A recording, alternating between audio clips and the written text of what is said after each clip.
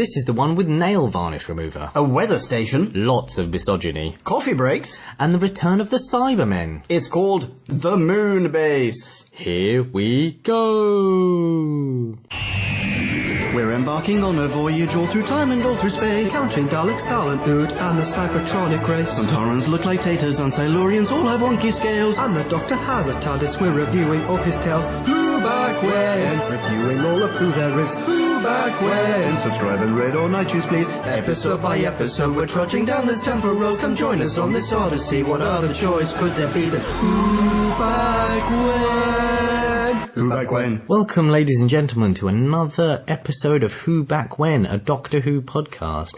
Doc past. Doc past. As you just heard of a fun ad-lib from my able co-host, Ponkin. That's me. And I, as you probably know already, Nickel Laley. How you doing? Hello, Nick. So this is episode 33 of Classic? Yes, it is. Yeah. Well, Serial 33. Serial 33, should I say. Absolutely. So this is... How many Troughtons have we done? Oh, Jesus Christ. Okay, let's see if we can remember these. Let's. So, Highlanders. Yep, counting backwards. No, forwards. No. Yeah, Highlanders, sorry. Highlanders is the... Wait, hang on. Highlanders is the first one, isn't it? Wait, hang on. Is this the second Troughton? Yes. So he appears, obviously, like, he turns into Troughton in The Power of the Daleks. Then we have the Highlanders. Then we have the Underwater Menace, which is the last one that we did.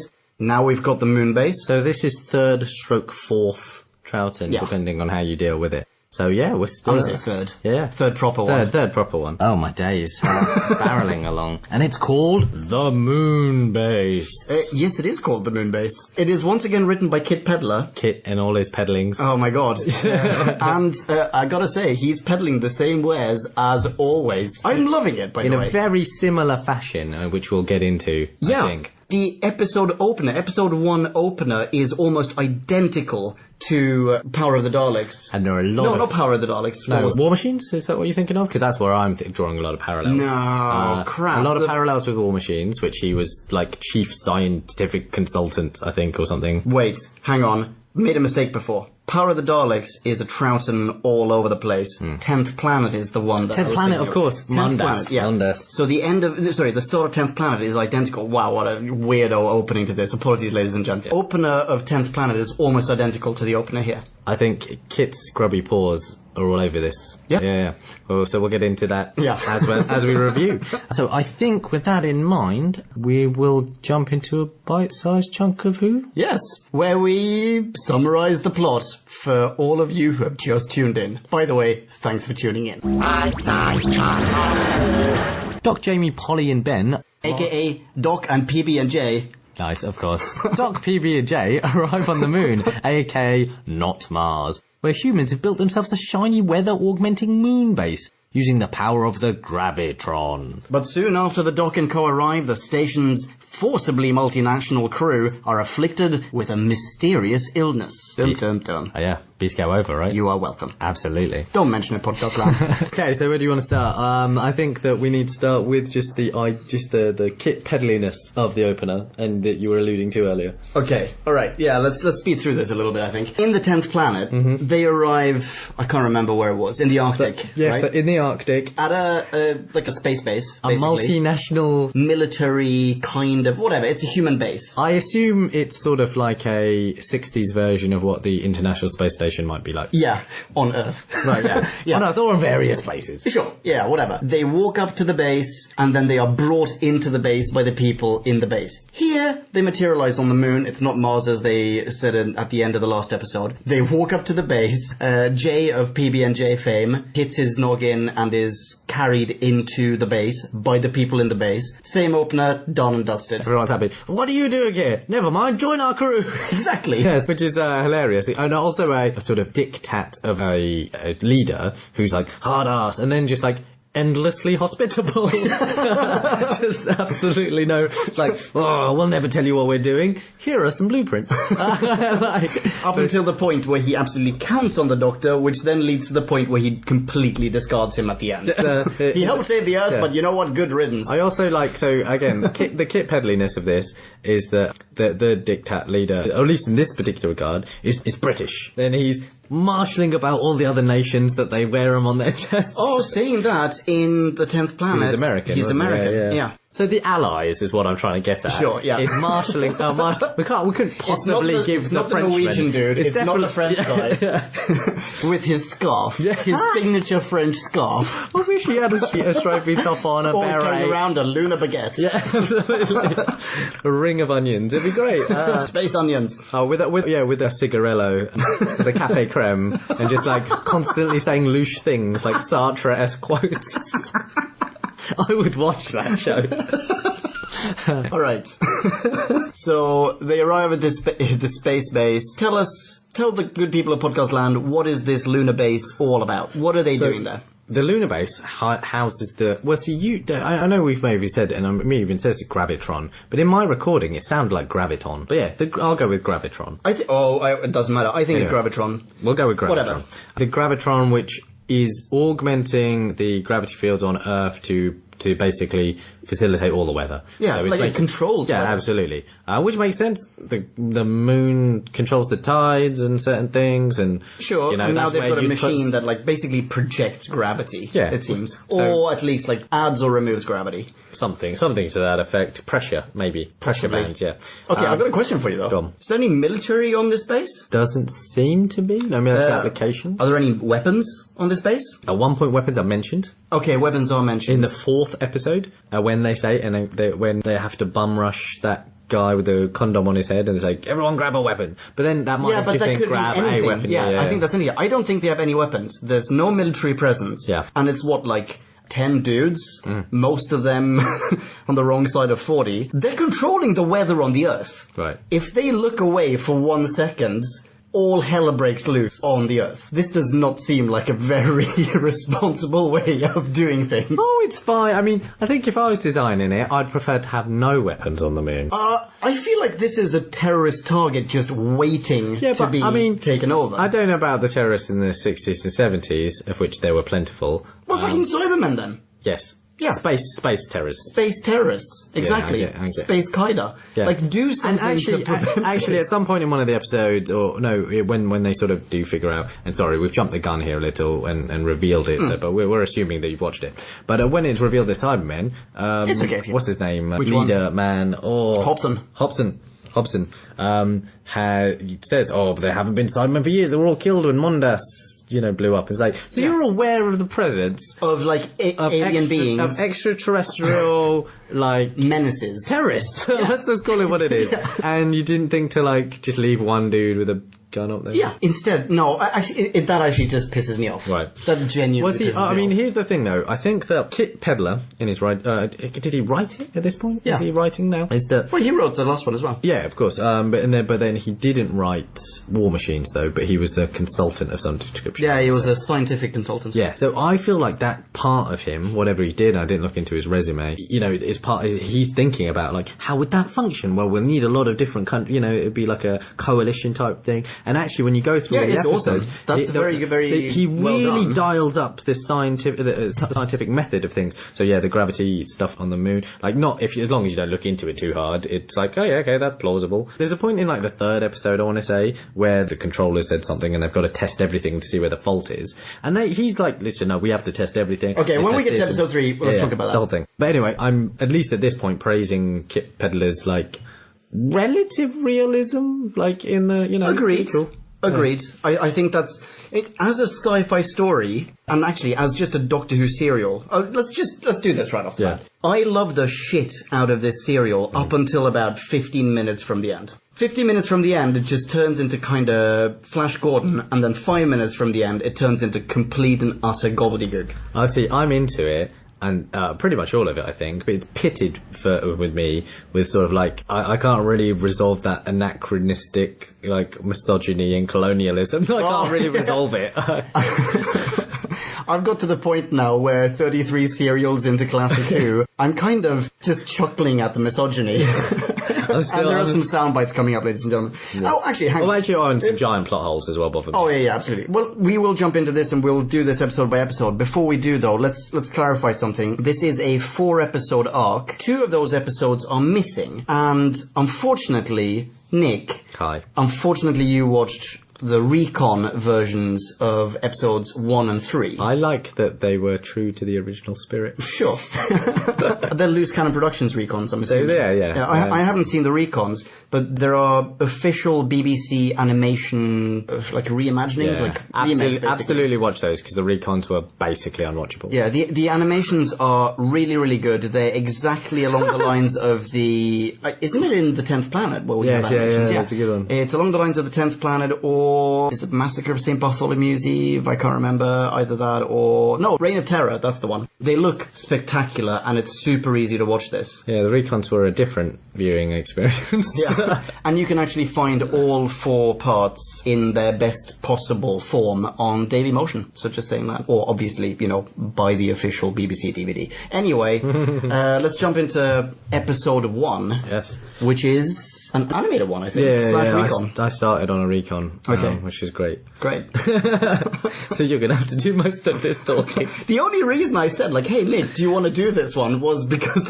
hey, we've got animated versions. No, anyway. I'm in. Okay, so they've been welcomed. No worries. They've been welcomed into the Moonbase, and and Jamie's been knocked out and taken to the sick bay. Yeah, because he jumped around on the moon. Absolutely. And the sick bay is, sort of everyone's major... That's when stuff starts going wrong. We very, very soon find out that there's a mysterious malaise afflicting the Moonbase. People are just suddenly basically collapsing at their workstations. Yeah. And as a consequence thereof, and this is further corroborating my argument of before, the second someone collapses at their workstation, 5 seconds later, the controller from Earth calls them up and goes what the fuck, dudes? Hawaii is about to be hit by a hurricane and you're asleep at the wheel. Anyway, so people are collapsing left, right, and centre, and they're getting these weird black veins all over their faces and arms. Oh, that's super cool as a graphic. Oh, I don't know that's maybe in the second episode. So I'll wait along for. Yeah, well, regardless, it looks awesome. It does look awesome. Yeah, it's like a proto Bjorn Borg, isn't it? Wait, what? Why? It's like a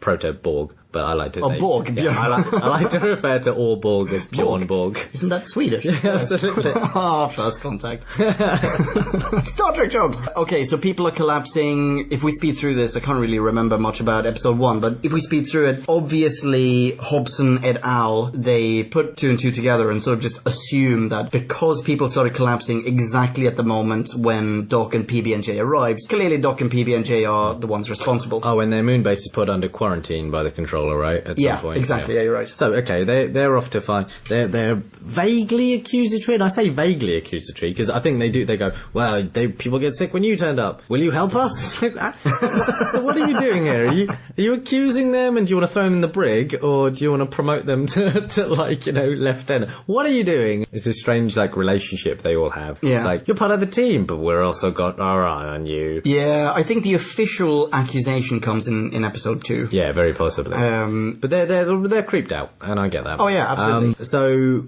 Jamie is knocked out and sort of hallucinating, coming to. That's in episode 1, isn't it? His head is very wobbly. Yeah. And what's he hallucinating about? He is seeing something, and he assumes that what he is seeing is the McCrimmon Piper. The paper. The paper. The paper. The McCrimmon Paper. He comes in, looks at you.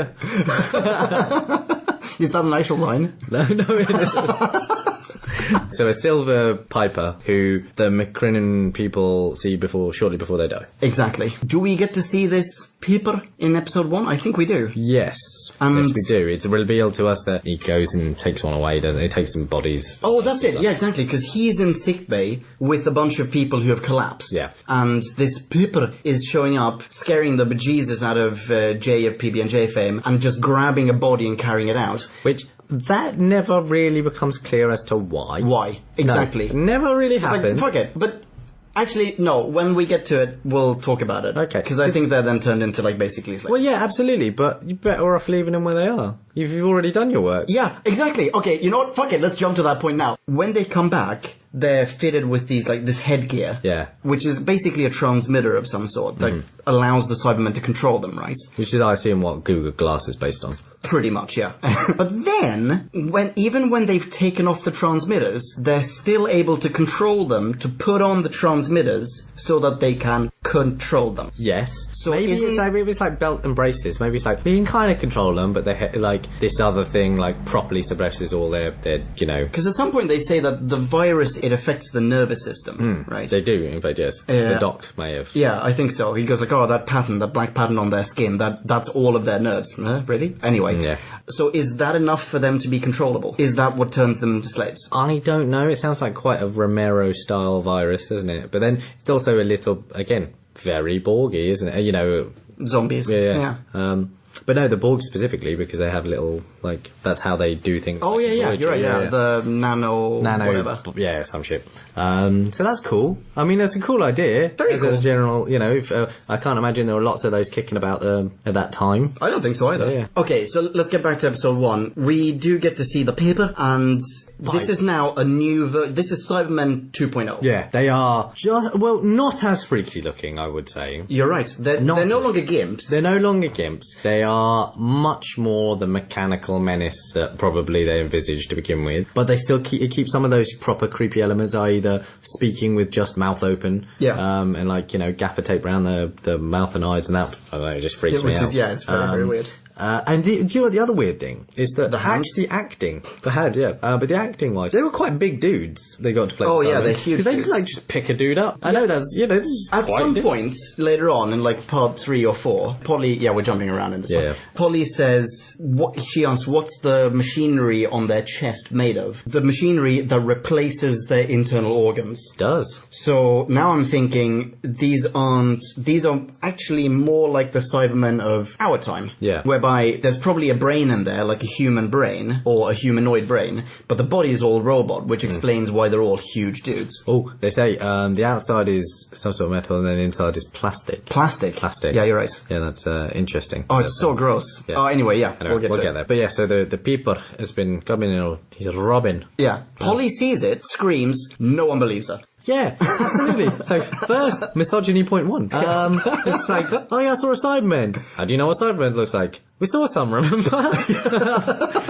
It's like, don't be stupid, girl. Yeah, not into that. Didn't like that. So I just like, she quite clearly looked at one in the face. Yeah, and also, Hobson and company, their argument is just that, well, Cybermen were defeated. Those Cybermen were clearly all the Cybermen there were. There are none... based on nothing. Based on nothing. Based solely on the fact that they haven't seen Cybermen for however many decades. However, this is happening at a time when some weird illness has afflicted the base. Bodies are disappearing. Like, straight up vanishing. Yeah. She didn't take them. The Doc and PB&J haven't left the base, so they haven't, like, carried them off. They enlist the services of Doc and PB&J to find, like, through scientific methodology, find where the missing bodies are. Clearly, they believe that something is taking the bodies. Why wouldn't that something be a Cyberman? Why that can't enter the pool of hypotheses is beyond me. Yeah, makes no sense. Other than plot driver. So anyway. At some point we get a coffee break. I think, yeah, by and large, that's the whole of episode 1. That is pretty much episode 1. Yeah. What does part 1 end with? Oh, maybe it actually ends with... Yeah, that's how it ends. Yeah, okay. So, end of episode 1, episode 2, the Cyberman has carried away someone, no one believes her. Yeah, Boom. absolutely. And it's like, oh, Polly, why don't you go make us a cup of coffee? Yeah. One of like 5 during this whole serial, which again is a proper insight into Kit Pedler's, like, because I'm pretty sure that was her role on in War Machines. Yeah, War War Machines and 10th Planet. 10th Planet. I'm pretty sure she makes some coffee. Make some coffee. Yeah. In War Machines as well, I can't remember if it's... Okay, War Machines isn't written by Kit Pedler, but he was the scientific advisor. consultant, yeah. It's where Polly shows up in the show. It's her introductory serial, and she is described as a cracking typist. Yes! That was her, like, #1 merit. Yeah, absolutely. So, all the men are scientists, she's a typist. Oh, it's great. And, you know, we in this particular one, she makes just endless rounds of coffee to cheer up the boys. And also... Maybe dance around a little. Do you have to wear so many articles of clothing? But also, she was freaked out when she saw that Cyberman. Yeah. Cut 2, she's just like cheerfully bringing them coffee. Why and doesn't talking... the doctor believe her over everyone else? Does he not believe her? He doesn't, like... Oh, I don't remember. Oh, no, maybe he does. I can't remember. Maybe he doesn't. I may very well be misremembering that. No, I think the doctor said, but they were all destroyed or something on Moonbase as well. I think you might have corroborated Hobson's thing. I don't know. Oh, maybe. But anyway, or maybe you're slightly more skeptical. Yeah, he's now taking samples anyway. Yeah. Because he's been tasked with the finding of he's the been missing given crew members. 24 hours. This is where the accusation Oh, you're happens. right. Yeah. And he says, no, of course not. It's not us. It's like, well, okay, prove it. You got 24 hours to prove it. And then, Which makes no sense. Right, here's the thing. It's because that's really not how those things work. It's probably you, we'll lock you up, and then we'll prove it. Yeah. It's Exactly. probably how those things go. Or prove it, and then what's the consequence? Because you've not really given us one. What are you going to do? Fire us off into space? What's going to happen? Yeah, I think at one point he just goes, "Leave the moon." Yes, actually, no. That's what he one of my. says. That's one of my Like, get favourite- off the moon. It's hilarious. That's the greatest. I'm just going to tell people that just randomly throughout my life. It's going to be fun. This is clearly in a time when, as in this future, is clearly a time when it's not odd at all for strange humans to suddenly appear on the moon. Like, people are just traveling around, right? Because no one goes, we don't even get the bit that we got in the first Kid Peddler story, when they're in the Arctic, and they go, how the fuck did you guys get here? We're in the Arctic. Like, it's crazy cold out there, you're not even wearing coats. Here it's like, oh, it's the moon. Get off it. Get off the moon. You obviously got here by some sort of taxi or vaporetto. Probably. Maybe you just got lost. Space vaporetto. There you go. That's going to be a thing. Space vapo. Yeah. That's is peculiar. Maybe he's envisaging that's actually more like that's scarier than it sounds. Anyway, so we get this crazy-ass montage of the Doctor taking samples. Of everything. Of everything. And this includes him taking off the shoes of people as they are working. Yes. And As in, someone's working, he unties the laces, takes the shoe, no one notices. So this was the point where they start testing everything. So it's kind of parallel of Hobson and Co. Hobson, Hobson, they're going through with it. And that's the point where I think it's actually kind of cool, and it might teach. I mean, none of these, obviously everything's fictional and stupid, and check the X-ray thermometer or some shit, I don't know. Yeah, technobabble. Yeah, absolutely. But the point is that they go through things in a scientific way. They go through they go through things, in a sort of with a logic which teaches kids a little bit about just like this is what it is like to be a scientist. Yeah. Endless fucking rounds of testing Yeah. things, which is cool. I think that Kit Peddler's scientific background shines through in those moments, I think. It may also feed into the whole, this is actually a kids show, or a family show anyway, that is meant to have an educational component. Yeah, absolutely. Which definitely, I think, is where the spray tutorial fits in. It's like, oh, kids are watching this, we gotta teach them something, we gotta legitimize the fact that we've got a really Chris Nolan-esque dark horror serial on our hands here. Yeah. Let's teach them how a spray can works. There's lots of BBC shows around that time, and then hence they have a long tradition of. And there was a Blue Peter, for example, that would show you stuff otherwise, and a serial called How. Okay. The readers they'd get questions and they'd say how this works, and spray bottle might be one of them, which was the most condescending thing I've ever seen.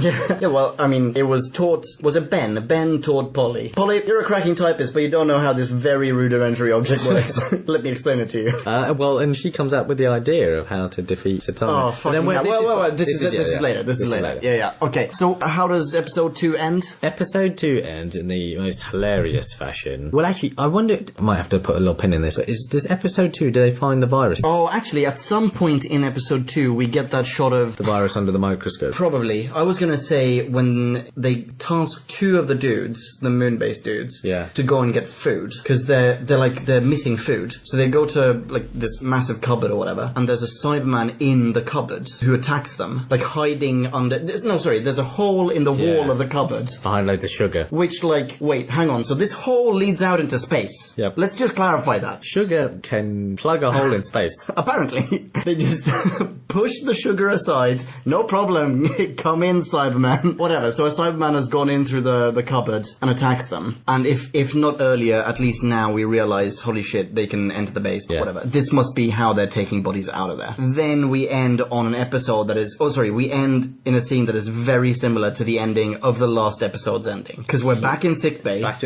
Jamie's still on the thing. Yeah. He's still on the bed. And we get... Actually, it's a pretty... it's a kid's show. It's still fairly creepy. Yeah. The Doctor goes, did you look everywhere for the Cyberman? It's like, yes, everywhere. Did you look in here? Holy fuck. There's a Cyberman under a goddamn blanket on one of the beds. Hilarious. These people, the people of this Moonbase, are the least observant people. Yeah. It's just this big bed is there are 8 fucking beds. Yeah. And one of them is a giant metal man. Right? How many have you been to the store food lately? Because there's a giant fucking hole in it leading out into space. And then sugar, to be fair. And then, why have you brought that so much sugar to the moon? It's the future. You know it's bad for you. Have you not seen how much coffee they have? Oh, that's the thing. That's the thing. Because the sugar is what is actually infected. Yeah, so they test the sugar. I can't remember at what point in the... It must be in this episode. Yes. Because it's before the Cybermen arrive. Yeah. And it turns out only the ones who take sugar in their coffee are the ones why only some of them are going ill. Which I'm sorry, but that's bullshit. It's bullshit, but it's validating my choice of not having sugar in my own coffee. So when I saw that, I thought, yeah, if that ever happens, I'd be the first one out of there. Do you have sugar in your coffee? Yeah, tons of it, dude. Fair enough. Yeah, you're fucked. I will subsume you as host.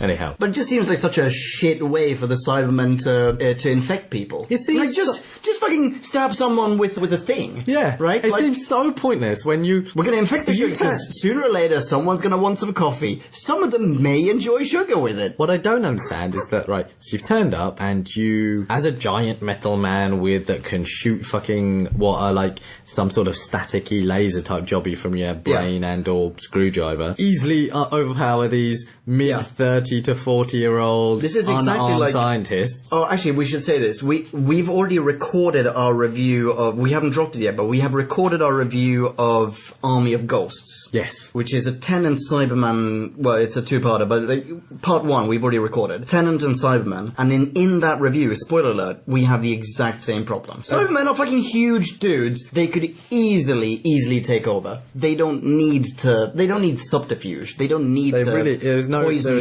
need for subterfuge in this. Go and then, we need the gravitron. Take it. Yeah. Take it. There's like 10 fucking dudes. Later on, I think I could. Yeah, dude. There's a scene in episode 4 where the Doctor, who is, a gentleman, and Hobson, who is a gentleman of some significant age, together manually manipulate the gravitron. And there's also a shot of 2 or 3 Cybermen just like yanking the antenna or whatever it is outside the base out of the ground. It is endlessly perplexing, but then maybe they needed it in a certain condition or something, or they needed human expertise. They needed to glean something. They needed to know how it worked. I don't know. There is something. I think there's an argument against what we're saying, but I don't get it. Go on. And that is in the next one, appropriately. By the way, end of episode 2, episode 3. So at some point in episode 3, they bring in the people who they've been infected by this sugar disease, and they're now wearing the headgear, so they're now like totally zombified. And they get the zombified dudes to manipulate all the machinery. And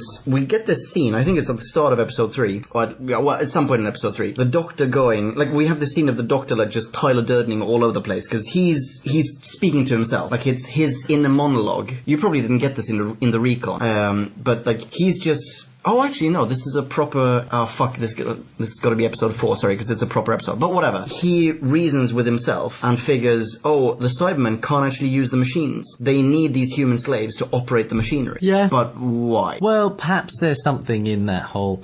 I've got to stop referencing the Borg, but, you're assimilating these people to make part of their consciousness your own. So they know this thing exists and what it does. They don't know how to do it. Well, if that were the case... I mean, that's not the case here. No. These are not, like, assimilated the way Borg are. But even if that were the case, surely they just assimilate one and then any Cyberman can maneuver this gravitron. Maybe it's dexterity. Maybe that they've given up. They only have those weird 3 fingers. Yeah, dexterity, there you go. That's ridiculous. It is, but let's just roll with it. Okay, fine. At the end of episode 2 is hilarious though, because they find the Cyberman under the sheet. It's like, you guys definitely deserve this at this point. And then secondly, the Cyberman jumps up and then like has this, what you thought was a ray gun and I thought was like a screwdriver, because I guess I was looking at the shitty version of it. Yeah. But it's just like, I'm gonna throw it. He's like, murder them all, in front of you, just do it. Yeah, actually, that's exactly what they should do. You are already right there. You could just clobber them. Murder them all. At least the Doctor. Yeah.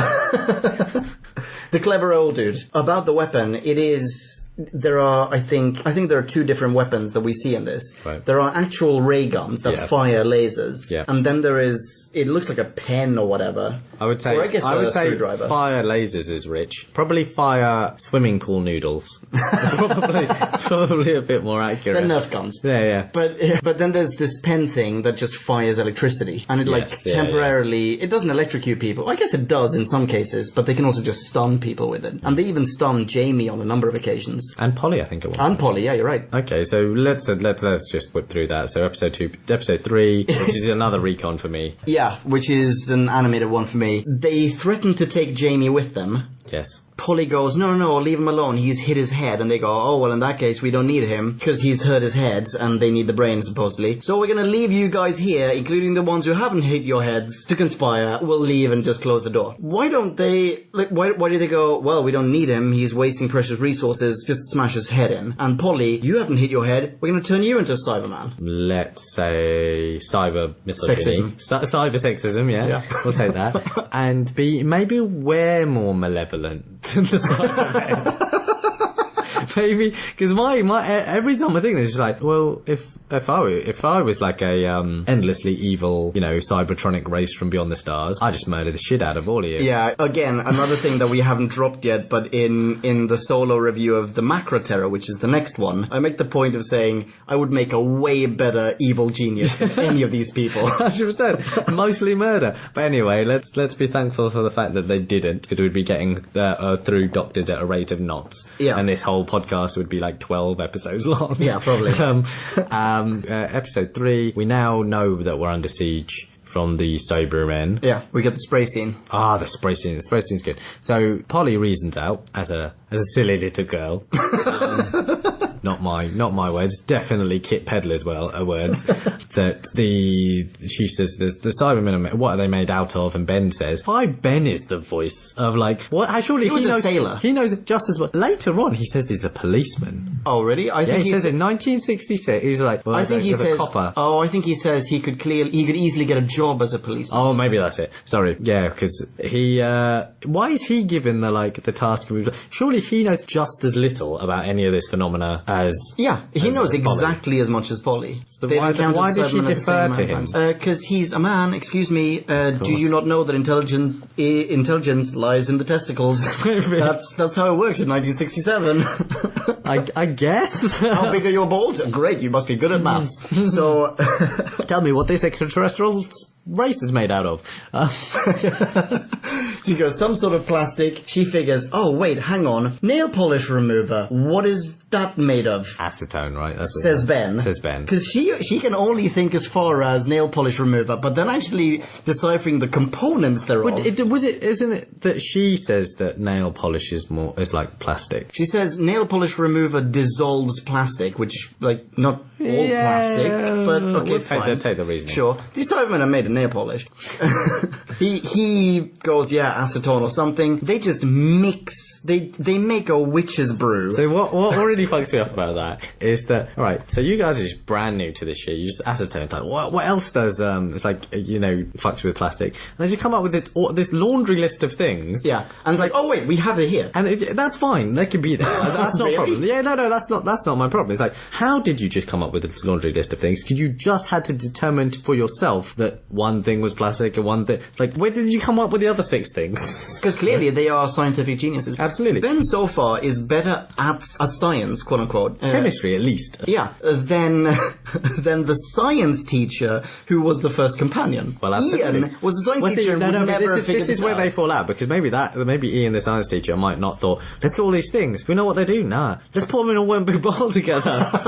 I hope they don't react and kill us all in like a chlorine gas cloud. Have you ever seen that, like bathroom products and stuff? It's just, Yeah. mix this stuff together. Yeah, dude, I watched Fight Club as well. 100%. It's gonna fuck your stuff up. Yeah, so anyway, they figure out, this chemical or this concoction can dissolve plastic. They even test it on some plastic. They make a Cyberman Molotov cocktail, don't they? Yeah, basically. Well, they put it into spray. Spray. Yeah. Meanwhile, also speaking of Fight Club, this is where Doc is Tyler Durdening. Because he's in and again, you wouldn't have seen this in the recon. It probably would have just seemed like him speaking, like, out loud. But in what he is doing is, like, he's looking at the Cybermen using the people, and then he's having an actual conversation with himself. As in, like, you hear his voice, his lips are not moving, then his lips are moving, then his voice reacts to that. It's like he's genuinely schizophrenic. Somewhere next to him is the Doctor, but in, like, way cooler clothes. Now, I would say... And, like, a mohawk, going like, dude, seriously, man. Just hit me in the face. I would say that might not be schizophrenic, but more multiple personality disorder. Fine. Apologies to anyone who's schizophrenic. And if anyone has multiple personality disorder, and if anyone's and also to you guys, if anyone's going to have multiple personality disorder, it's the man that has literally had other personalities. Okay, fair enough. Right. That is a very fair point. Yeah. That's a very good point. Okay, so he's doing that, but what his like alter ego is telling him to do is basically to sabotage the mechanism, the machine that they use to control these cyber dudes. And so he just like shimmies up to Cybermen, like starts turning knobs. Thus the people working the machines, they suddenly like start to regain consciousness. And the Cybermen have to like fix it again. But why the fuck would they let him do that? Like, surely they'd catch him doing that once, and then they'd just punch his face out. We're gonna have to put a moratorium on the idea. They're just like, because every time we think, it's like, why doesn't he just murder him? Why? Murder is the answer for all these evil geniuses. Just sort of... Alright, fine. Yeah. Fine. So in burst Bonnie and Clyde. Oh, actually, at this point, are we privy to the idea that the Cybermen are trying to control the... And we get a weird explanation as to why they're trying to destroy the Earth. Yeah, they want to eliminate all danger. All danger, all threats. And they were like, do you not have any compassion? I was like, I don't know this, this word.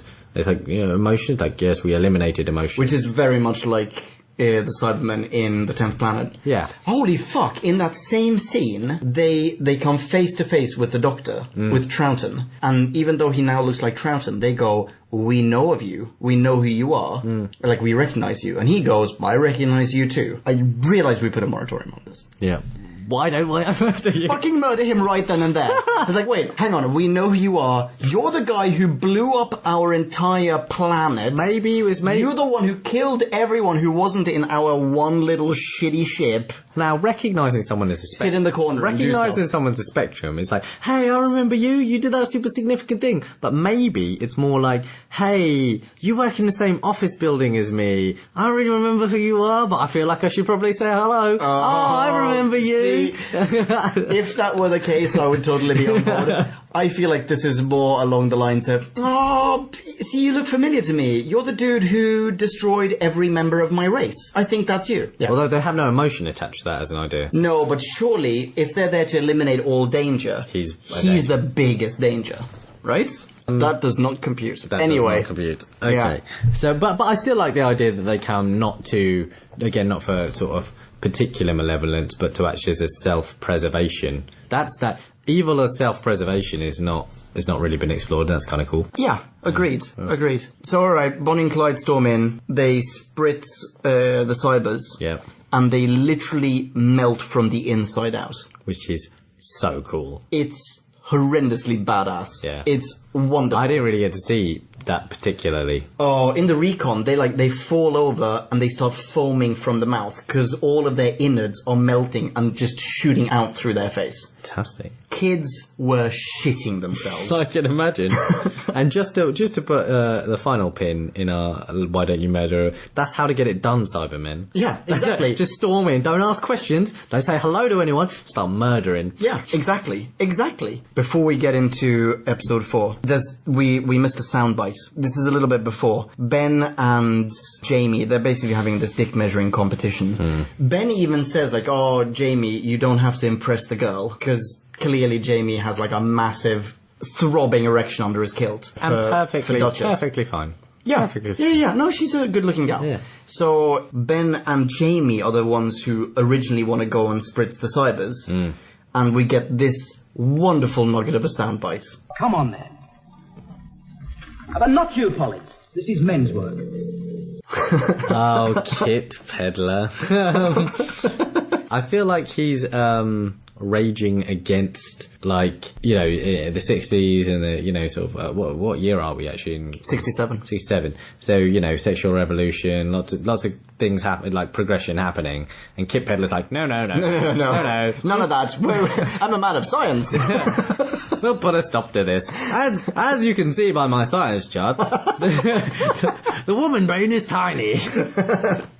Yeah, that's Kit Peddler. Capable of quick typing and making coffee. And sexual gratification. Yeah. In which she takes no pleasure herself. And just like a butterfly, was easily overwhelmed by the simplest of tasks. Okay. Sorry. Yeah, sexism tangent. Okay, so something we neglected to mention earlier was that a couple of moon-based dudes, they leave the moon base to do God knows what, like fix the machinery or some shit. And they were attacked by Cybermen. Yeah, they get proper murked.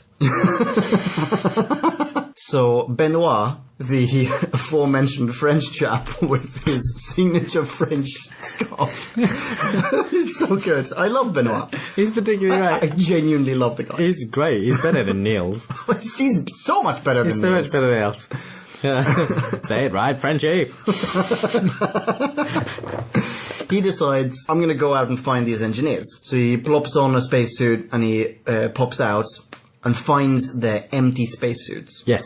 Then is accosted by a giant mechanical man. Yeah, but the way that he's accosted... Episode 3, that's an animated one, isn't it? Yes, it is. Fuck, so you wouldn't have seen this either. I would not have So seen there's a this. bit where Benoit, he's looking around, he sees nothing.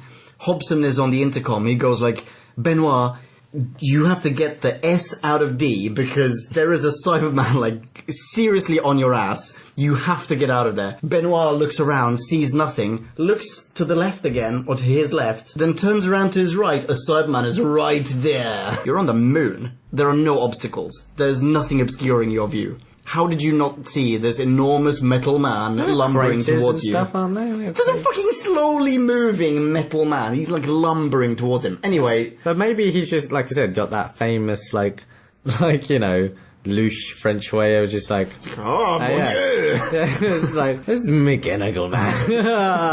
Oh, okay, we must eat. I'm on the moon. I will light a cigarette, then I will answer your silly query about a metal man. So anyway, the Cyberman tries to shoot him with an actual, honest-to-God space Uzi, but it doesn't work because of the vacuum. It's a ray gun, and later on they use ray guns in the same vacuum. Why does this one not work?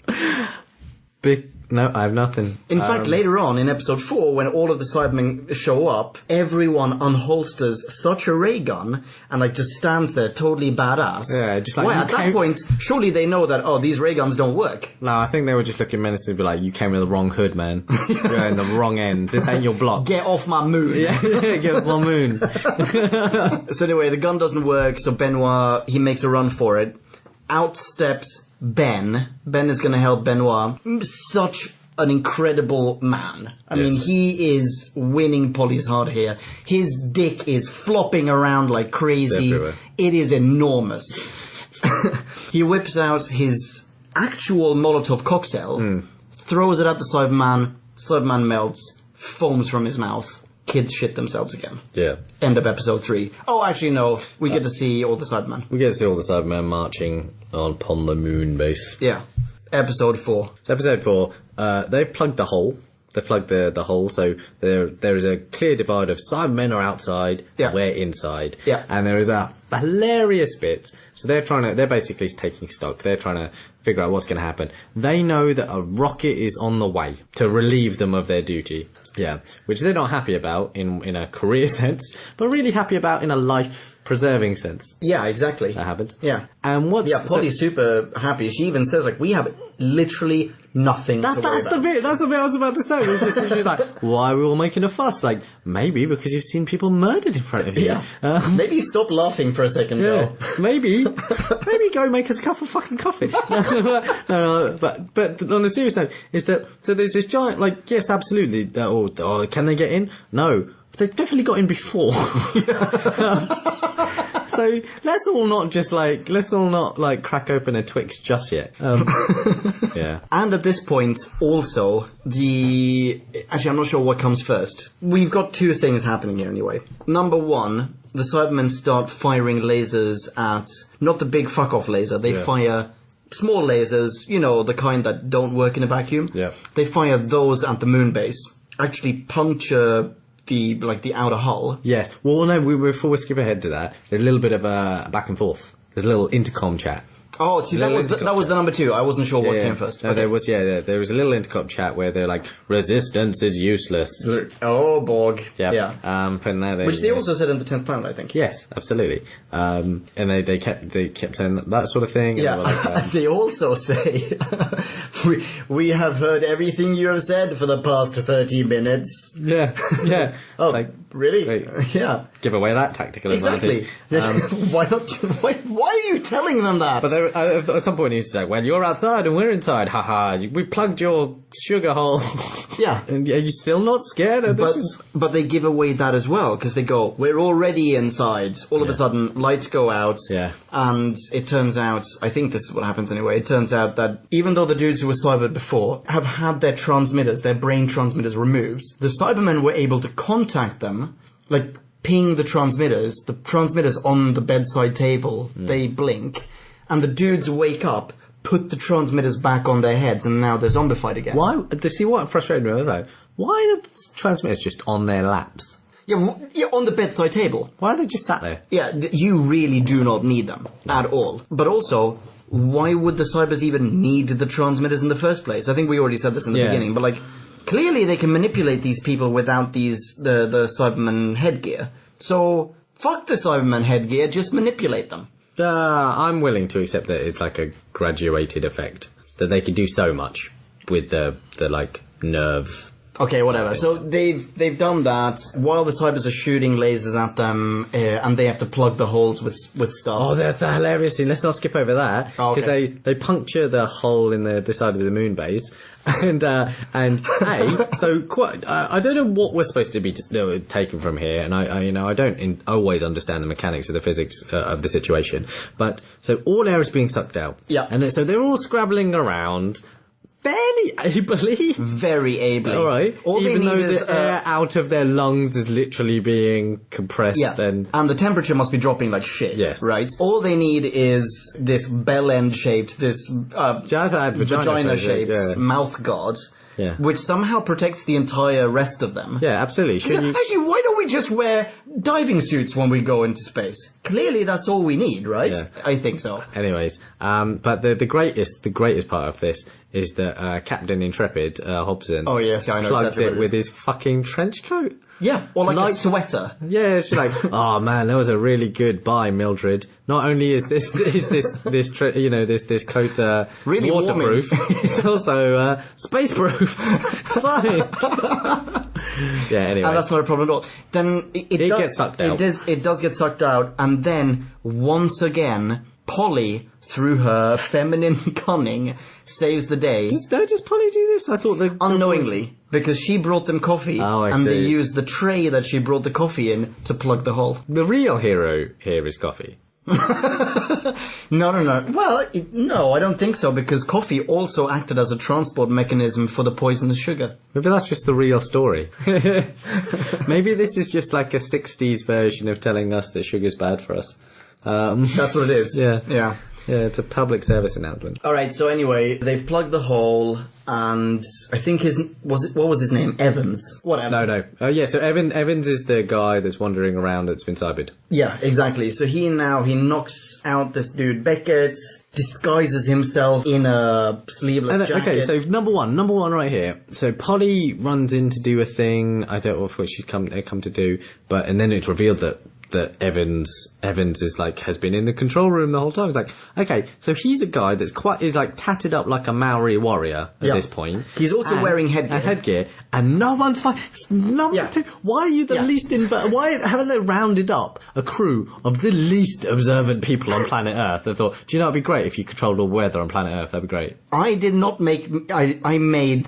What, like 6 notes? 7 notes? 2 of them concern, I thought his name was Beckett, and they are like basically, what's-his-face doesn't hear Beckett wake up, reattach the transmitter, and walk around before he's knocked out, and also, fucking Beckett is back. Because that's all he does. He just walks around completely blatantly. Yeah. No one notices a thing. And then later on, when I'm not surprised Polly doesn't notice, by the way. I mean, come on. Just generally anyone. Nick, Polly is a woman.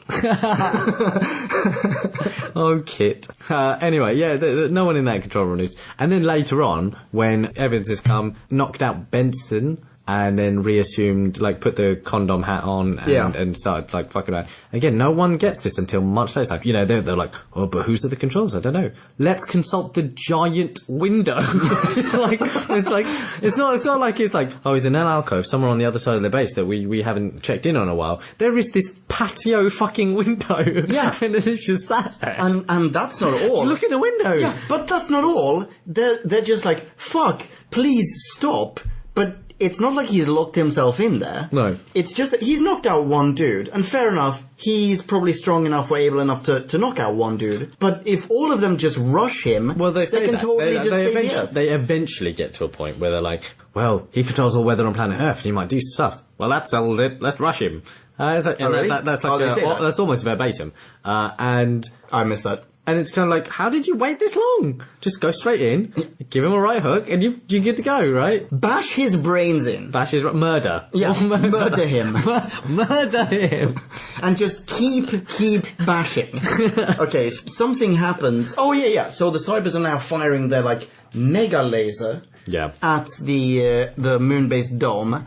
And the Doctor, I don't think he's manipulated anything. I think he's he hasn't. he's just figured out that it's not gonna, the laser is gonna bounce off the gravitron energy or something. The do force not field. get that at all. I think it's a total gamble on his part. Well, no, because what I he's don't- like sweating But by the why? end of it. Why did he assume that would work? Because it literally didn't work 20 seconds ago. Yeah, you're right. You're right. It didn't work 20 seconds ago. In fact, it punctured Yeah. the dome. Now, I mean, was which the kind guy- of leads was the me to guy- believe that maybe he did manipulate it in some way. But this is what I'm saying. Was the guy at the controls, the Evans, Beckett, was he allowing it to was he manipulating it in such a way that he was allowing the lasers to get through, and now That's he's probably, knocked out? you know what, that makes sense. Yeah. That's probably what happened. Let's keep it with that, because otherwise Yeah. I get very angry.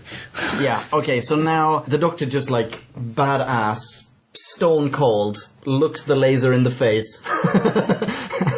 And Yeah. and the laser literally just bounces off it. The Cybers look at their massive laser cannon, go like, that was weird. Let's try that again. Bounces off again. That was very weird. We get They look 5 at seconds. they look at each other just like Mondays, eh? This piece of crap. Okay. Yeah, don't throw it away though. We still have it under warranty because next time we cut to the Cybermen, the Doctor goes, "What are they doing?" They're putting it back in the crates. That is the most British Broadcasting Corporation thing I've ever seen in my entire life. It's basically like kids. You are not going to litter on the moon. Yeah. You get to shoot at people, but make sure you put that back Yeah, in put its it back in correct the box. place. At this juncture, the Doc has now figured out, whilst the presumably the Cybermen are scheming and plotting, the Doc has figured out that the gravitron holds the key to vanquishing. Yes, exactly. So now we get the two old we men missed. So we missed the having thing. sex We with missed Gravitron. a fairly integral part. What's that? Is the relief rocket. So the relief rocket was heading to the moon, and everyone was happy about that. Like Paul Yeah. said, nothing to worry about. And the Benson, Beckett, or whatever. Yeah. They manipulate. That's how they figure out that the gravitron's been taken over. Is that they bounce the rocket off to the sun using the gravitron. Do you remember that bit? Oh, vaguely. Yeah. So that's that. So that's how they figure out that the Cybermen, through Evans or Beckett, has taken over the gravitron. Right. You know. Because you are they right. bounce the relief rocket off on, into the sun. Into the sun. Into the sun. So Because- people have now been incinerated. Yeah. Well, Oh, okay, actually, cool. no, actually, I just here wanted it to goes. Here it clarify goes. Is because Ben says, but the sun's millions of miles away. And he says, well, when the rocket enters its gravitational pull, it'll just be pulled in, and they'll eventually land. It's like, will they eventually land? Land on the sun. Will they eventually land? Wait, is that an actual soundbite? I'm pretty sure. Let's definitely soundbite that. Bing bong, Future Punkin here. I checked the transcript of this episode, could not find any mention of this. Sorry. Bing bong. That's fantastic. Anyhow, so yeah, okay. people have been incinerated. Yeah. Good for you, kids of 1967. Yeah. So okay, and then that's the progression of finding out the Cybermen are fucking with gravitron, and then figuring out that the gravitron is the key. Is the key. So now we can fuck with the gravitron. Absolutely. Also, let's just I mean, we didn't really put a pin in this earlier, but we did get the mention of, holy fuck, the gravitron is just like pointed 1 degree too far or whatever. Hawaii is now going to be flooded. Yeah. They're now going to like straight up point the gravitron onto Cybermen, like individual Cybermen. And there are more Cybermen now because another spaceship. another silver plate that has been lowered down. Replete with strings and everything. Oh, yeah. Screenshot on the website, please. Absolutely. Yeah, but like, I mean, in the meantime, Hawaii is boned, right? Yeah, absolutely. I mean, most of the Earth is already boned at this point. Sure. The way that they're just wobbling the gravitron around. I imagine it's the... There must be hurricanes aplenty. I imagine Kit's thinking the colonies. The colonies are fun. Yeah. Carry on. Okay, so long story short, Hobson and the Doc, they point the gravitron through a little bit of manipulation, physical manipulation, point the gravitron at individual Cybermen and at the cyber ships. Yeah. And basically get them to float off into space. Yeah, basically do what they did to the rocket, which is, bounce them off somewhere. Yeah, and there's even a shot later on, way later on, towards the end of the episode, where we see, presumably, the ship burning in the atmosphere. As a comet of some description. Basically, yeah. But yeah, and that's basically it. Yeah. They've now saved the day. Hobson et al. Go, holy fuck, we've got control of the base again. Let's fix the weather on Earth. Let's do that. Yeah. And meanwhile, Doc and PB&J, they just slip out the door. Yeah. And Hobson's reaction is, what, Nick? We don't need another madman around the station or something to that effect. It's like, it's best to not have another madman knocking about. So, what the fuck does that mean? And please show some gratitude. Yeah, well, all of it. Why are you not also still interrogating him as to, okay, you seem to know stuff about this. How did you get here? How do we stop this again? Yeah. Why won't you stay and help us? Why will we... Why are you cracking jokes when people just died? Why do we not capture you and sort of... interrogate you and no, none of it. The military, who are going to be waterboarding me in minutes. Yeah. They will not believe me if I don't present you as a witness. Yes. Jesus Christ, man. So anyway, they slip off into the TARDIS. They slip off with a wink and a smile. And we get a foreboding clip from, a foreboding of the next serial, the Macro Terror. So is this the first serial that they do that? No, or what? The coming soon, the next episode. No, tons of classic serials. It might be the first one in Troughton, actually, now that I think about it. Is it the first? With Hartnell, it happened all the time. Like, the last few seconds of the last episode of any serial would be a hint, or possibly the first few seconds of... Well, no, see, I'm seeing slightly different, sorry. As a sort of cinematic feature, is it more the, coming next week? Because he was like, I'm going to use this piece of technology to look into the future really quickly. Oh, it's the scanner? Yeah. The time scanner. Do you see what I mean? So rather than it being like a narrative progression that they land in the next place, he's using like a little television screen, which, obviously we come to use many years afterwards. Oh, no. The television screen is, I think, actually, in this case, I think it's the so-called time scanner, which is just like his regular scanner, but it now can also look through time. Yeah. But it looks exactly like the scanner, and it's basically... He's got like a CCTV thing outside the TARDIS. Yeah. And that's the TV screen. Oh, okay, fair enough. But I think it's a good question, because I think it's the first time that Troughton does that. But Hartnell used to do this all the time. Right. So, and we used to get the screen. Yeah. Where it's like, the fuck is that? That looks like some planet. What is that? But what's the scanner picked up this time? What's got Polly so perturbed? Seafood. There's a claw. And obviously, we've all got crabs. And we get to see a claw. Spoiler alert! It's a macra, and but we only see the claw. It's hilarious. It's quite clearly someone's lunch. Yeah, from the BBC canteen. And Polly just shrieks. Absolutely, because she can't even handle that. She's had a tough day. Anyway, she wasn't bothered about anything. All right, I haven't thought about ratings at all. Let's jump into review land, though. Let's. Reviews. I actually really liked it. Of all the things, actually, Kit Pedler's strong. And do you know what I really like about it? I'm starting to get an education in the Cybermen and why they're so badass. But actually, I don't really find Nuhu's incarnation of Cybermen as badass. I feel them riddled with plot holes. Yeah, we talked about this with the Mondas. Yeah, absolutely. With the Mondas and now this second incarnation of, I'm starting to build up a picture. Yeah. So I build up a picture that makes a lot more sense and has a lot more, significance in my brain as to why they're such a badass villain. I'm into it. I'm into the scientific aspects of what Kit Pedler was trying to do there. Really not into the misogyny and the massive plot holes and whatever. But I kind of get what they were trying to achieve in the late 60s for like a family audience. Yeah. Actually, I think at points I was like, I wonder what they're going to do. I'm going to write my score here because I don't want you to think that I'm like copying you in case we have a very, very similar one. Yeah, sure. But I was sort of, I'm getting through it and I was thinking, it's just it's a solid serial. I was, I imagine if I was a younger audience member, I'd have been quite scared by some of the points. They were quite freaky. The siege part and actually the ebb and flow of infiltration, siege, final battle had a nice sort of candor, and cadence to the whole thing. I'm gonna go with a 4.0. Okay. Right. Thank God that I wrote this down. Okay. Because... All right, people out there in podcast land, Leon is just showing me his rating on his iPhone. Gone. 4.0! I'm giving this a 4.0. Great. Well done, man. I had a feeling that we were going to be similar. I didn't think that we were going to be that... It's good that you did that and you didn't go first, because I'm just a contrarian and I'd have been like, yeah, you would were just like, 1.2. Yeah. This is bullshit, man. Maybe if I took sugar in my coffee, I'd get it. Yeah, I'm giving this a 4.0 as well. I think there's something, actually, that we didn't point out, which is... okay, hang on. I said in the very, very beginning when we started recording that I love this episode up until like 5 minutes before the end. Because 5 minutes before the end, we get the whole like, let's get Cybermen to float into space.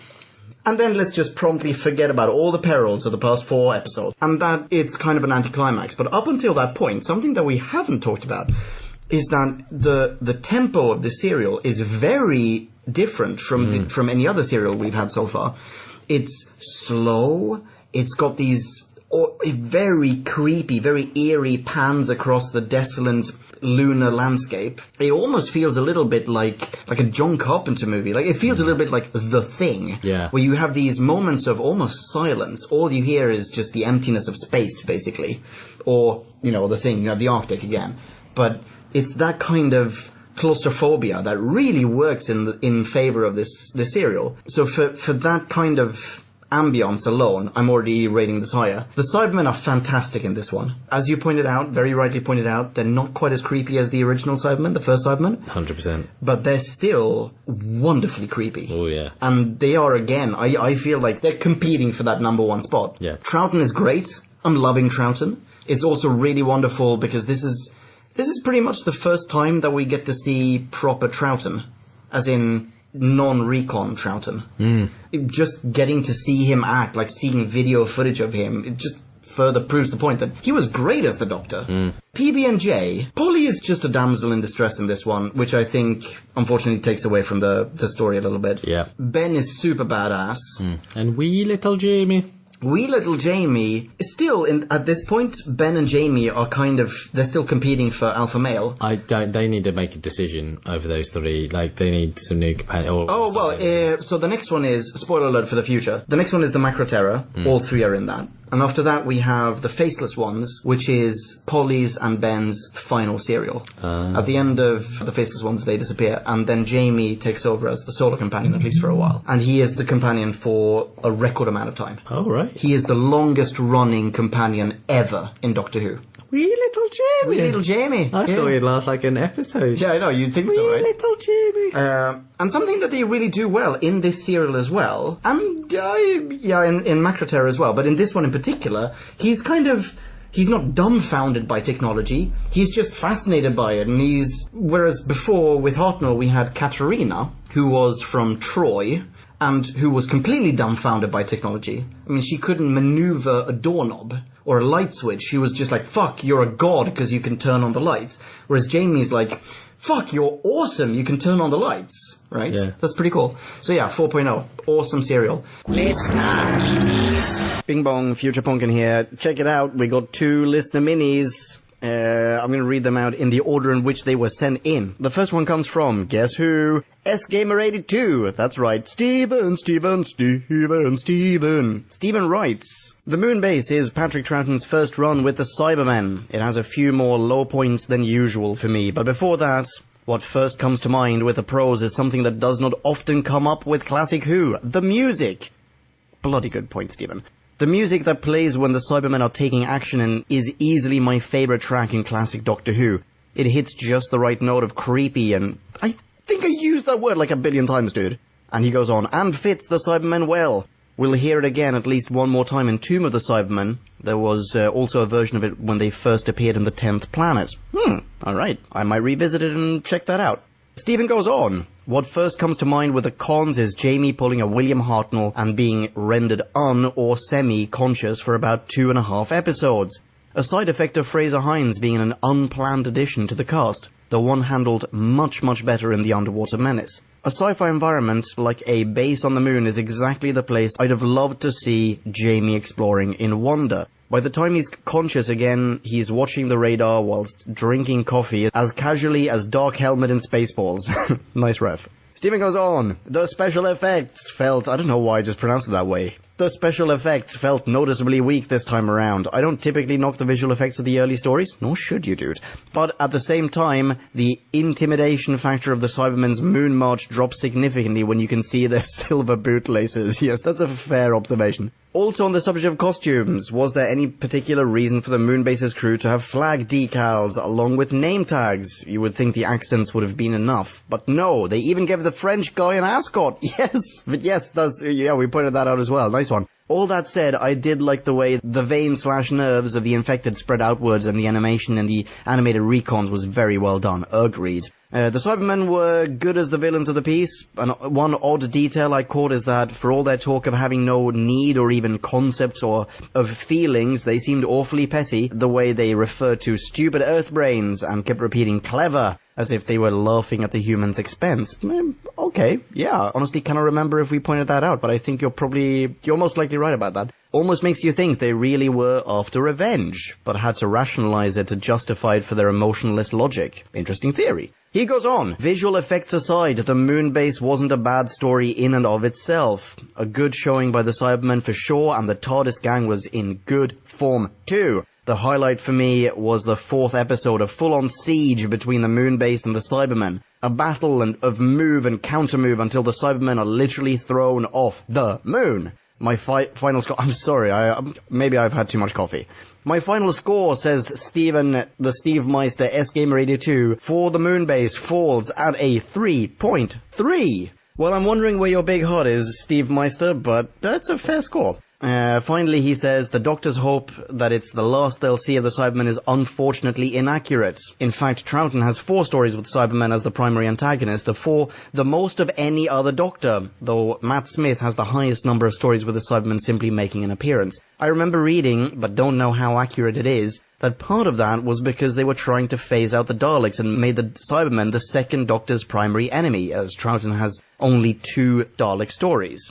Okay, A, I think that theory makes perfect sense, and B, I completely disagree with your use of unfortunately. I love the Cybermen. It is fortunately inaccurate that this is not the last we see of them, in my opinion. Regardless, Steven, Steve Meister, Steve Rooney, awesome mini as per usual. People who are not following Steve Meister on Twitter, go ahead and do so. Unless this is the first time you're listening to Who Back When, you've probably heard me say that a number of times now, so if you're not following him yet, Jesus Christ, people, what are you doing? Follow him on Twitter. He is at SGamer82. That's 82, the number. Thanks again, Stephen. Our second mini review comes from Trenton Bless.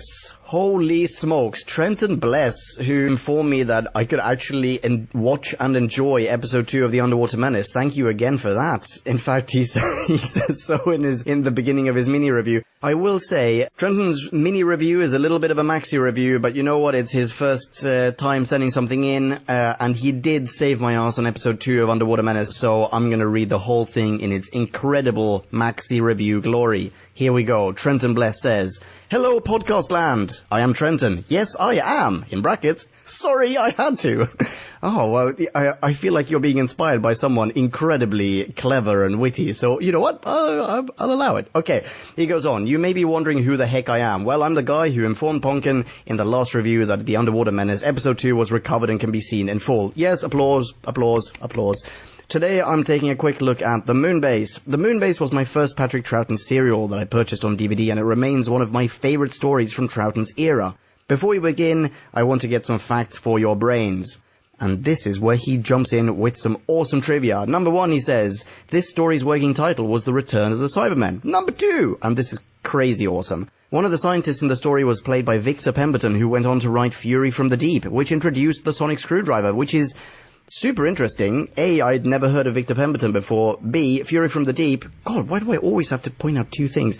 B, Fury from the Deep is not that far away, so I'm seriously looking forward to the imminent arrival of the sonic screwdriver. Trenton goes on. According to Annika Wells, during his initial exploration of the control room set, Patrick Troughton was almost crushed when the Gravitron prop fell from its rigging and landed only inches away from him. Troughton has said that Morris Barry used this as an excuse to, quote, get the whole set moved around so he could get better camera angles. Alright then. Next up, this was the final time the original version of the title sequence was used. It was replaced by the standard Troughton titles in the following story, but the theme tune wasn't updated until episode 2 of The Faceless Ones. Yes, good nerd skills, well observed, completely accurate, and how dare you, sir? FYI, Podcast Land, I've already recorded my solo review of the Macro Terror. That's not to say you can't still send in a mini review for it. Please feel free to. But in that one, I do say exactly that. So, Trenton Bless, how dare you, sir? You just spoiled it. Alright. Trenton goes on. This is the earliest Troughton serial to be released on DVD. That will remain the case until the Underwater Menace is released. Now that you've been visited by the knowledge whale, he says, let's get on with this review. Yes, let's. Also, just a heads up, I will use the word fantastic quite a bit. Alright, well that's fairly appropriate in Doctor Who land, I think. Trenton says, as my first Troughton DVD, I watched it constantly. Unlike his previous stories where he played the clown, the Doctor was more serious than in other serials. Say that quickly several times, Trenton, I dare you. He goes on, that has to do with Morris Barry, who was maybe the only person who was able to control Pat's clownishness. That's why this serial succeeds. We've seen the Doctor's clowny side, we've seen nothing but that for his first 3 serials, but in this serial we see his more dark side. I loved his line, there are some corners of the universe which have bred the most terrible things. Things which act against everything that we believe in, they must be fought. That is one of the Doctor's most iconic lines. With the Cybermen in this story, they were redesigned. I like the redesign, but I like the 10th Planet Cybermen more. Fair enough, each their own, you're entitled to your own opinion, dude.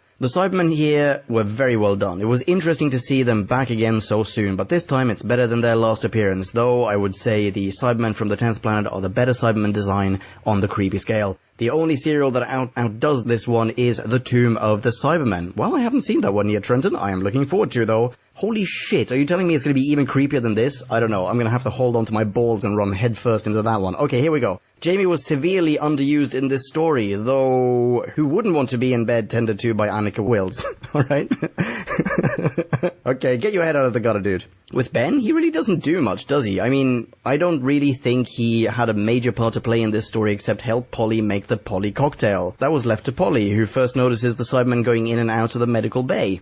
Thankfully, the Macro Terror finally allowed Jamie to shine as a companion, and the following serial gave Ben more to do. I absolutely adored Hobson, as played by Patrick Barr in this story. He just wanted to get the job done, that being controlling Earth's weather via the Gravitron. But his men kept falling left and right due to the Cybermen's poisoning of the sugar supply, which is ridiculous, dude. Seriously. Anyway, he goes on. When the Doctor and co show up, Hobson just doesn't want to have them in the way until the Cybermen show up. Then he agrees to let the Doctor help.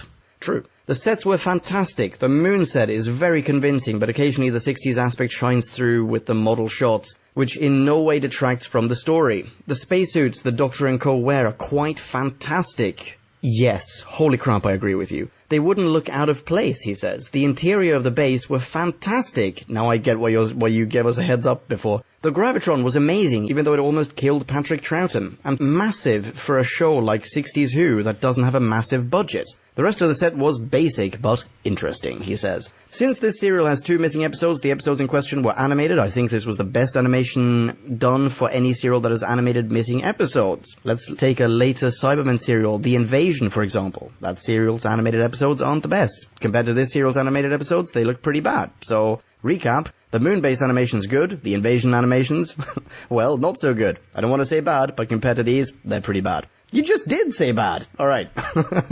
Alright, well, now I know what to expect for The Invasion. Trenton concludes, so, overall, what do I think of this serial? Well, I think it's fantastic. If I have watched it over and over again, then it has something special. It's a masterpiece for its time, and I wish the serial still had all 4 episodes intact. Don't we all, dude? Sadly, we may never see PB and J! Nice one. Hopping about on the moon, or the March of the Cybermen from episode 3. At least the missing episodes are animated, which makes this serial so easy to watch. I just hope that the episodes are able to be recovered. That would be pretty fantastic. So I'm giving this story a 3.8 out of 5. I may love this serial, but it isn't perfect. Jamie hadn't been written properly quite yet, so he really is underused, but in this case, the good highly outweighs the bad, making the serial almost perfect. So there you have it. I hope I can contribute more to this awesome show in the future. Holy crap, so do I, dude. Keep sending them in. Just a quick note, if this does get read on air, which, spoiler alert, it just did, dude. Remember, this is the first time I have done something like this. Well, Trenton, you did a fucking awesome job. Sorry for the F-bomb just now. Well done. Thank you so much for sending in this mini review, and thank you again for saving my bacon on the last one. Ladies and gentlemen, you need to follow Trenton Bless on Twitter. And when you do, give him a cyber high five from me. He is at Trenton Bless. That's Bless with 2 S's. Bing bong, back to the show. That's about it, really. Nick, how can people find you on Twitter? Oh, dare they? It's at Nikulele, Nikulele. Yeah, it's a fascinating Twitter feed to follow. And how can they find you? Well, you're really selling it. Ladies and gentlemen, you know how you can follow me. I am Ponkin, and thus I am at Ponkin. Here's a soundbite of JD singing how you spell that. Ponken, Ponkin. Thanks, JD. I think that's a successful serial. I'm actually into. I mean, this is my first Trout and serial to review, and I'm into it. Yeah, I'm into him. Yeah, yeah, and you didn't even get. You had to watch recons. Yeah, and I was still very into it. Yeah. Ladies and gentlemen, the next classic Who review that we'll be dropping is the Macra Terror. The next new Who episode that we'll be dropping is Army of Ghosts. And the next audio Who review, whenever the hell that is going to be, is Wirren Dawn. JD, come back so that we can say that we have a different episode. Spoiler alert, still hate the shit out of it. Thank you so much for listening. Nick, thank you so much for joining me on a classic one. No problem. It's nice to be back. Yeah, chin chin, old sponge. Yes. And wherever you are in podcast land, chin chin to you. Ciao ciao. Kablamo! Did you enjoy the show? Then please do what the cosmos compels you to and spread the gospel of Who Back When. Tell your friends. Don't have any friends? No problemo. Tell some strangers. Like us on Facebook. That's facebook.com/Who Back When. All in one word. Are you on Google Plus? Then find us on Google Plus. That's plus Who Back When. And when you do, tell us why you're on Google Plus. Who Back When just got its very own Twitter account. No lie. So give us a follow. You guessed it. That's at Who Back When. All in one word. Check us out on SoundCloud, vote us up on Reddit, listen to us on Stitcher, and head on over to our website, whobackwhen.com, where you can leave a comment, submit a review of your own, and peruse our visual index of aliens, monsters, and more, which increases in kablamos with every episode. And lastly, give us a rating and review on iTunes. Not only would it make us super chuffed, and it really, really would, but as thanks, we will transmigrate your iTunes nom de plume into the credit list of trailers for fake Doctor Who audiobooks produced by Who Back When. Have a poke around our bonus episodes to make more sense of that. That's it. Rock on and be rad and excellent to each other. Catch your earballs in our next classic Who review, new Who review, or, still funny, audio Who review. Ciao. Who Back When?